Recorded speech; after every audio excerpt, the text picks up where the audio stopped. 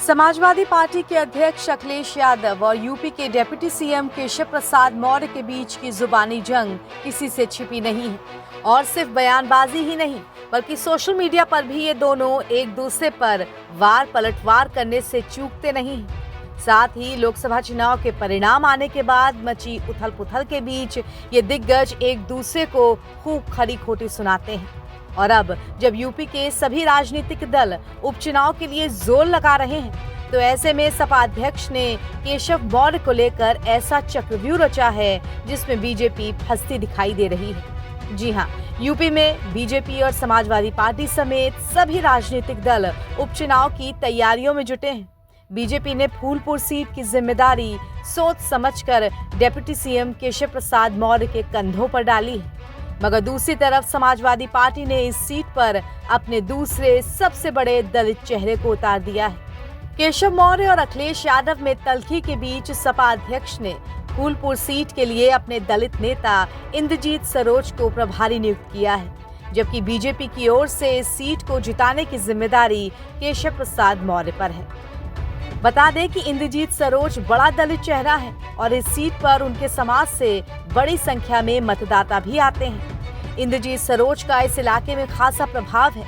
अगर वो इन मतदाताओं को सपा के पक्ष में लाने में कामयाब हो जाते हैं तो केशव प्रसाद मौर्य के लिए मुश्किलें खड़ी हो सकती हैं। ऐसे में ये सीट उनके लिए प्रतिष्ठा की लड़ाई जैसी बन गई है। लेकिन बीजेपी के लिए सिर्फ फूलपुर ही नहीं बल्कि अयोध्या की मिल्कीपुर और अंबेडकर नगर की कटेहरी सीट भी नाक की लड़ाई में शामिल है।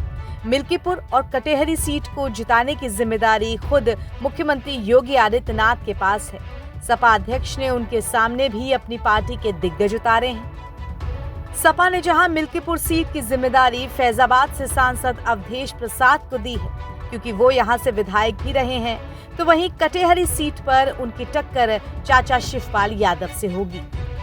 शिवपाल यादव संगठन के महारथी माने जाते हैं। मुलायम सिंह यादव के वक्त से ही उनके पास संगठन का बड़ा अनुभव रहा है। यही नहीं, पिछले साल घोसी उपचुनाव में भी वो अपना दमखम दिखा चुके हैं। जहां एनडीए ने इस चुनाव में अपने तमाम दिग्गजों को उतार दिया था, तो वहीं शिवपाल यादव ने अकेले बागडोर संभाली और इस सीट पर बीजेपी के दारा सिंह चौहान को चित किया था।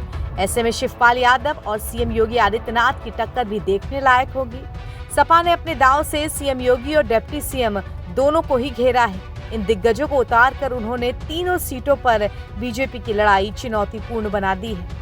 बता दें कि यूपी में 10 सीटों पर उपचुनाव होने हैं। इनमें से ज्यादातर सीटें विधायकों के सांसद बन जाने के बाद खाली हुई हैं। मगर जहां बीजेपी इन सीटों पर जीत हासिल कर लोकसभा चुनाव में सपा के हाथों मिली हार का हिसाब चुकाना चाहती है, तो वहीं सपा जीत की खुशी से गदगद अपने विजय अभियान को रुकने नहीं देना चाहती, क्योंकि सपा का मुख्य लक्ष्य तो यूपी में सरकार बनाना ही है।